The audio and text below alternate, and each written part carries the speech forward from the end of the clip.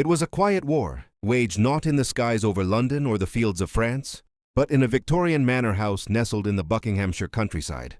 Bletchley Park, to the outside world, was a minor government installation, a place of eccentric academics and quiet bureaucracy. But within its walls, a battle of wits was being fought that would determine the fate of millions.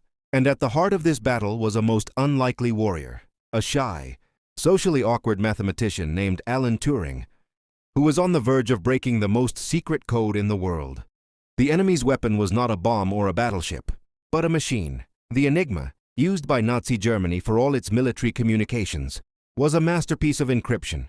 Resembling a complex typewriter, it used a series of rotating wheels and electrical circuits to scramble a message into billions of possible combinations. Each day at midnight, the settings would change. To break a code, you didn't just need to be a brilliant codebreaker. You needed to be a mind reader, predicting the daily key. The German High Command believed it was unbreakable.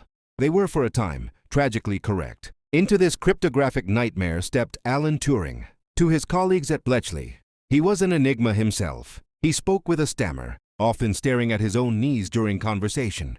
He ran long distances with an odd, inefficient gait, sometimes wearing a gas mask to combat his hay fever.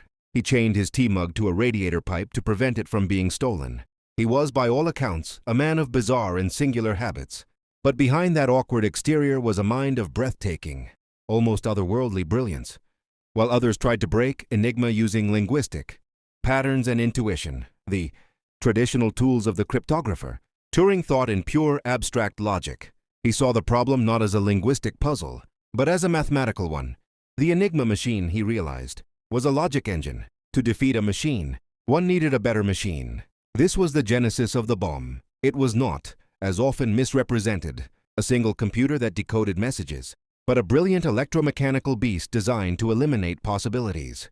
Turing's insight was that every Enigma message had a flaw, a ribbon, a predictable piece of text, like a daily weather report or a standard military greeting. The bomb would take this crib and, through a series of whirring drums and spinning wheels, representing the Enigma's rotors, race through thousands of possible wheel settings at dizzying speed. It was a machine of brute force, guided by sublime logic, designed to find the day's key. The first bombe, named Our Victory, was installed in March 1940. Its success was not immediate. It was slow, temperamental, and required constant adjustment. But Turing and his team, which included some of Britain's finest mathematical minds, persevered. They refined the machines, developed new techniques, and turned a clever idea into a war-winning weapon. Soon, a whole battery of bombs clattered away in Hut 11, their relentless noise a symphony of salvation. The flow of decrypted messages, codenamed Ideal and Ultra, began to trickle, then pour, into the hands of Allied commanders. The impact was immeasurable. Ultra-intelligence revealed German U-boat positions in the Atlantic, allowing convoys carrying vital supplies from North America to steer clear of the wolfpacks.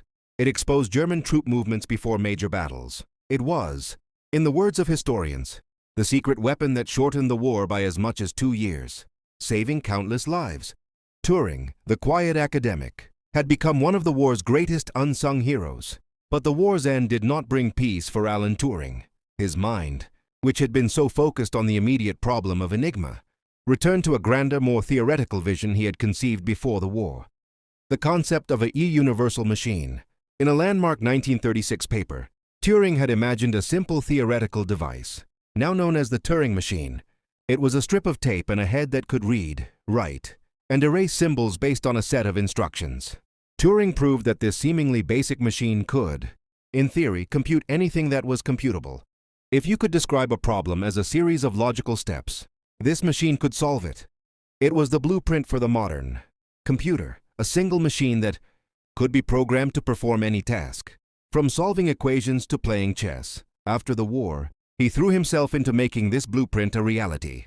At the National Physical Laboratory and later at the University of Manchester, he worked on some of the earliest true computers. Like the Ace and the Manchester Mark I, he wrote the first programming manual, explored the potential of artificial intelligence, and even devised what we now call the Turing test as a measure of a machine's ability to exhibit intelligent behavior. He was building the future he had imagined a decade earlier. Tragically, the world was not ready for a man like Alan Turing. In 1952, his house was burgled. During the police investigation, Turing openly admitted his relationship with another man. Homosexuality was illegal in Britain, and instead of being treated as the victim, Turing was charged with gross indecency. The hero who had saved his country was given a cruel choice: prison or chemical castration through a series of estrogen injections. To continue his work, he chose the injections. The treatment ravaged him physically and emotionally, sapping his strength and clouding his brilliant mind.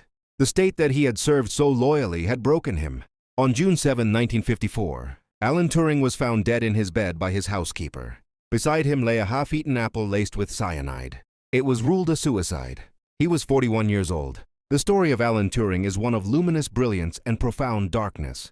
He was the man who broke a code that saved the world, and in doing so, laid the foundational code for the digital age we now inhabit. Every time we use a computer, a smartphone, or benefit from artificial intelligence, we are interacting with the legacy of his universal machine. Yet his life serves as a haunting reminder of the prejudices that can blind a society to the value of an individual. For decades, his monumental contributions remained classified, his story untold.